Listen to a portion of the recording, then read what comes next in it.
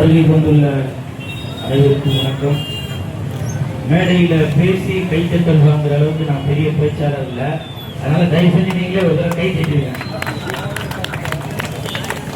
இந்த கைத்தட்டல்கள் அனைத்தும் தேவரையா அவர்களுக்கே போய் சேரும்.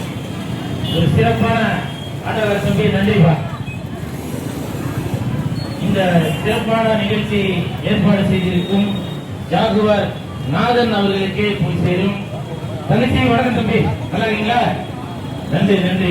ஆட்டக்காரண்ணா நன்றி நன்றி. பாருங்க, இந்த நிகழ்ச்சியை கூட ஏதோ ஒரு அரங்கத்துக்குள்ள வச்சு 4 சவுத்துக்குள்ளே வச்சு ஒரு நிகழ்ச்சி பண்ணிட்டு போனோம் அப்படின்னு நினைக்காம பொறுப்போட அக்கறையோட எப்படி நம்ம தேவரையா அவர்களுடைய புகழ் உலகம் ஃபுல்லா பரவி இருக்கோ அந்த புகழ் இன்னமும் பரப்புவதற்காக இந்த நிகழ்ச்சியை ஒரு தெருவில் பொதுமக்கள் பார்க்கும் வகையில் அவருடைய வரலாறு தெரிந்து கொள்ளும் வகையில் இந்த சிறப்பான நிகழ்ச்சியை ஏற்பாடு செய்திருக்கிற ஜாகுவார் நாதன் அவர்களுக்கு என் மனமார்ந்த நன்றியை தெரிவித்துக் கொள்கிறேன்.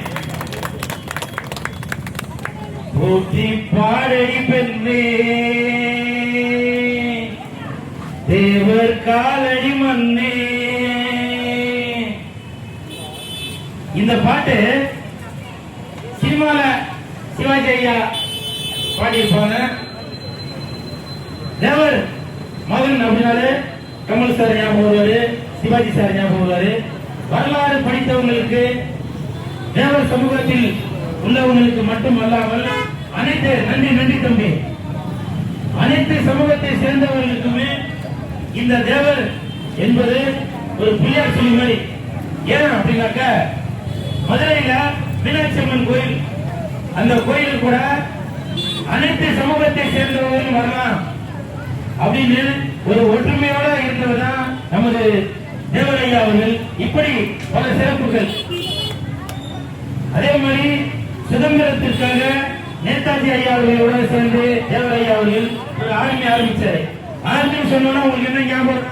பிக் பாஸ் ஞாபகம். பாத்தீங்களா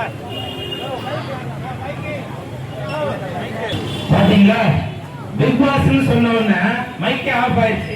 அப்ப அந்த லட்சணத்துல இருந்து இந்த பிக் பாஸ் சீசன் 9 பாருங்க. அது கூட எனக்கு தெரியல.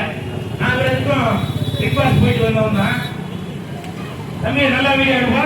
ஏன் தம்பி தம்பி நில்லு நில்லுப்பா. தேவருடைய ஐயாவுடைய புகழ் எல்லாருக்கும் தெரியணும். முக்கியமா உங்களை மாதிரி இளைஞர்களுக்கு தெரியணும். ஏன் அப்படின்னாக்க, இன்றைய உள்ள இளைஞர்கள் என்ன பண்றீங்க? பிக் பாஸ் எல்லாம் பார்த்துட்டு இருக்கீங்க. அதுல உள்ளவங்களுக்கு தான் நீங்க ஆர்மி அமைச்சிட்டு இருக்கீங்க. ஆனால் அந்த காலத்திலேயே நேதாஜி ஐயா அவர்களும் தேவரையா அவர்களும் ஒரு ஆர்மி ஆரம்பிச்சு மக்களுக்காக சேவை செய்து கொண்டிருந்தவர் தான் நமது தேவரையா அவர்கள்.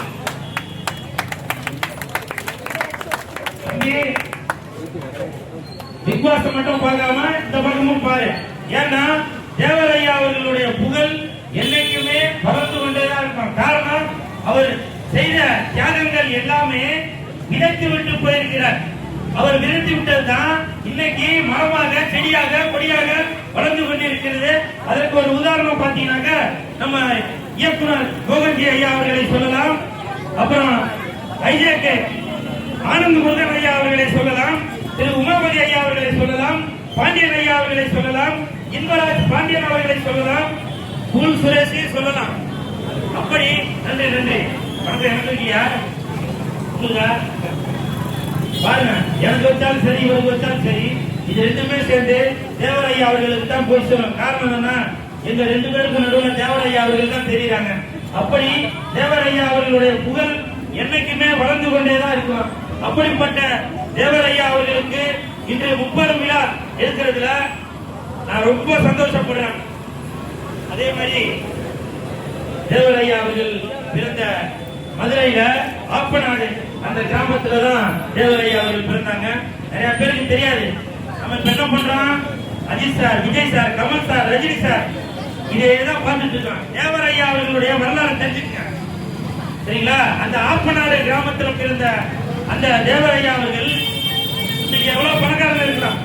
தேவரையா அவர்கள் இறப்பதற்கு முன் தன்னுடைய சொத்துக்கள் அனைத்தையுமே பொதுமக்களுக்கு எழுதி வைத்து விட்டு இறந்தவர். அப்படிப்பட்ட ஒரு மகன் அவர். அவரை போற்றுவதில் நாங்க மட்டுமல்ல, உலகத்தில் உள்ள அனைவருமே ரொம்ப சந்தோஷப்படுறோம். அப்படிப்பட்ட ஒரு தலைவர் தான் நமது தேவர் ஐயா அவர்கள். இதெல்லாம் நீங்க வரலாறு பார்த்து தெரிஞ்சுக்கங்க. இன்னைக்கு உள்ள இளைஞர்கள் என்ன பண்றாங்க? 10 வயசு வரைக்கும் இருக்கிற பசங்க செல்போன்ல கேம் விளையாடிட்டே இருக்கிறாங்க. அந்த இளைஞர்களுக்கு வரலாறு தெரியல. அப்படி இப்ப கூட பாருங்க, வரப்போற டெக்னாலஜி ஏஐல வரப்போகுது. தயவு செய்து இந்த ஏஐ டெக்னாலஜி கொண்டு வரவங்க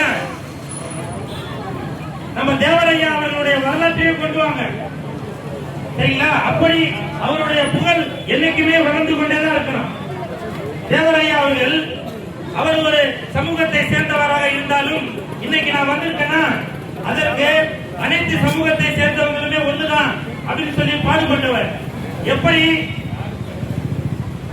தேசிய தலைவராக இருக்கிற அம்பேத்கர் ஐயா அவர்கள் எப்படி ஒரு தேசிய தலைவராக இருக்கிறாரோ அதே மாதிரி தான் தேவர் ஐயா அவர்களும் ஒரு தேசிய தலைவராக இருந்து கொண்டிருக்கிறார்.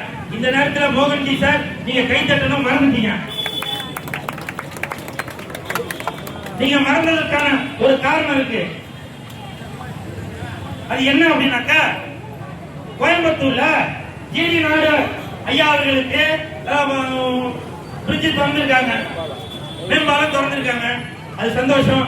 நிறைய பேர் நினைப்பாங்க அதுல ஒரு ஜாதி பேரை வச்சு அது திறந்திருக்காங்கல்ல, இதே ஒரு தெருவில் தேவர்னு சொல்லி பேர் வச்சா அது அழிச்சிடணுமா, கோனான்னு சொல்லி பேர் வச்சா அழிச்சிடணுமா அப்படின்னு சொல்லுவாங்க.